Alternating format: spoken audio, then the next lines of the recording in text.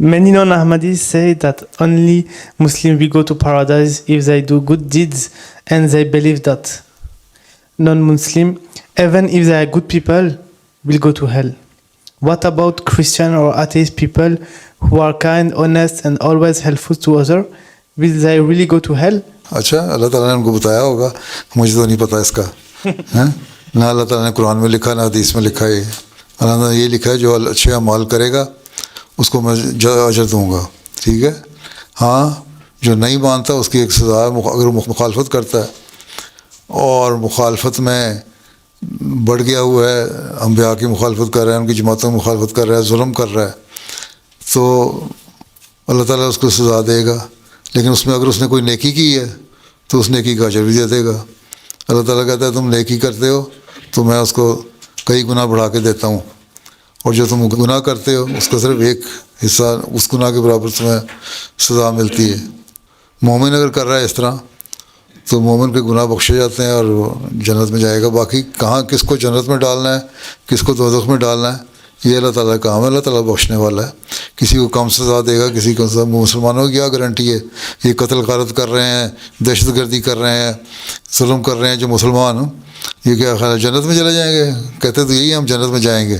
جنت کی خاطر ہم احمدیوں کا سر کاٹ دو, جنت کی خاطر فلاں داعش بن گئی, بوکو حرام بن گیا, آئسس بن گیا, یہ جنت میں نہیں جانے والے. کیونکہ اللہ تعالیٰ نے یہی فرمایا ہے جو ظلم کرے گا اس کو میں سزا دوں گا. باقی اللہ تعالیٰ بخشنے والا ہے. اللہ کہتا ہے میری رحمانیت جو ہے تمہارے گناہوں پہ حاوی ہے. اس لیے کسی شاعر نے کہا میرے گناہ تیری بخشش سے بڑھ نہیں سکتے, نہ روک رہا میں مولا شتاب جانے دے. ہو سکتا ہے کسی اور شعر کا مصرع کہہ دیا, بہرحال اسی نظم میں آتا ہے کہ میرے گناہ تیری بخشش سے بڑھ نہیں سکتے. مطلب یہی ہے کہ میرے گناہ کم ہے, اللہ تعالیٰ کی بخشش بہت زیادہ. اللہ تعالیٰ نے قرآن شریف فرمایا میری رحمت بہت وسیع ہے.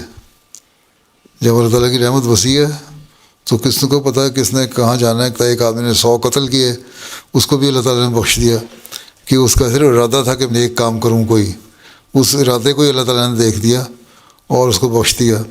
اسی طرح ایک بزرگ کا واقعہ آتا ہے, کوئی آدمی اس کے پاس گیا اور بڑا گناہ گار تھا, تو اس شخص نے کہا کہ تم تو گناہ گار آدمی ہو, تم نے فلاں فلاں فلاں گناہ کیا, اللہ تو تمہیں بخشے گا نہیں. دیکھو میں میری طرح نیکیاں کرو, میں جنت میں جانے والا ہوں. دونوں مرے جب تو اللہ تعالیٰ کے حضور حاضر ہوئے تو اللہ تعالیٰ نے اس کو بلایا اور اس سے پوچھا کہ تم فیصلہ کرنے والے کون ہوتے ہیں کہ کون جنت میں جائے گا کون دوزخ میں جائے گا؟ فیصلہ تو میں نے کرنا ہے. اس لیے تم نے تکبر کیا ہے بیان کر کے, ایروگینس شو کی ہے, تو اس لیے تمہیں میں جہنم میں ڈالتا ہوں بڑی نیکیاں کرنے کے باوجود, اور وہ جس کو تم نے کہا تھا نا دوزخ میں جائے گا اس کو میں جنت میں ڈال رہا ہوں. تو یہ اللہ کے فیصلے ہیں. ٹھیک ہے. اس لیے جو غیر احمدی کہتے ہیں غلط ہے. تو ہمارا کام یہ ہے کہ اپنے عمل ٹھیک رکھیں, نیکیاں کریں, اللہ کا حق ادا کریں, نمازیں پڑھیں, عبادت کریں, بندوں کا حق ادا کریں, اچھے اخلاق سے لوگوں سے پیش آئیں, غریبوں کا خیال رکھیں, چھوٹوں بڑوں کا خیال رکھیں, عزت سے احترام سے پیش آئیں ہر ایک سے.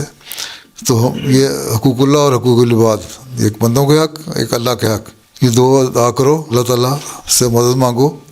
میں ابھی تو پچھلے دنوں میں نے خطبہ کا میں ذکر کر رہا ہوں تو واقعہ سنایا نا کہ وسلم کو عائشہ نے اور بعض لوگوں نے پوچھا کہ آپ اپنی دعائیں مانگتے ہیں تو آپ کو تو اللہ تعالیٰ نے بخشا ہوا ہے, آپ نے تو جنت میں جانا ہی جانا ہے. آپ نے فرمایا اللہ تعالیٰ بے نیاز ہے, میں بھی اللہ کے فضل سے ہی جنت میں جاؤں گا, کسی کے اپنے عمل سے نہیں جاؤں گا. تو وسلم کا جو مقام ایسا نہیں, تو یہ غیر احمدی کون ہوتے ہیں سرٹیفکیٹ دینے والے, جنت میں کون جائے گا کون نہیں جائے گا, یہ سب جھوٹے ہیں. اس لیے عاجزی اختیار کرو اور اللہ تعالیٰ سے توبہ استغفار کرتے رہو. کوئی پتہ نہیں, جیسے ہمیشہ ہی دعا مانگو کہ اللہ جام بخیر کرے اور ہم سے راضی ہو جائے, اور جب بھی لے کے جائیں اپنے پاس رکھے, نہ کہ آگ میں ڈالے. ٹھیک ہے. اور اگر کوئی نیک کام کرتا ہے, اللہ تعالیٰ کہتا ہے کوئی نیک کام کوئی بھی کر رہا ہو میں اس کو اجر دیتا ہوں اس کو. حضرت صلی اللہ علیہ وسلم کی نبوت سے پہلے ایک کمیٹی بنی ہوئی تھی جو غریبوں کی مدد کرنے کے لیے بنائی گئی تھی, حلف الفضول اس کا نام تھا. وسلم اس کے ممبر تھے. تو نبوت کا دعویٰ کیا, مدینہ چلے گئے, ایک دفعہ ذکر ہوا غریبوں کی خدمت کا, تو نے فرمایا کہ وہ لوگ کافر جو ہیں وہ نیک کام کر رہے تھے, اگر وہ آج بھی مجھے بلائیں نا اس کام کے لیے کہ ان کی کمیٹی میں شامل ہو جاؤں, تو باوجود اس کے کہ میرا نبوت کا مقام بہت اونچا ہے میں شامل ہو جاؤں گا. تو یہ نیکی کا اجر اللہ تعالیٰ دیتا ہے.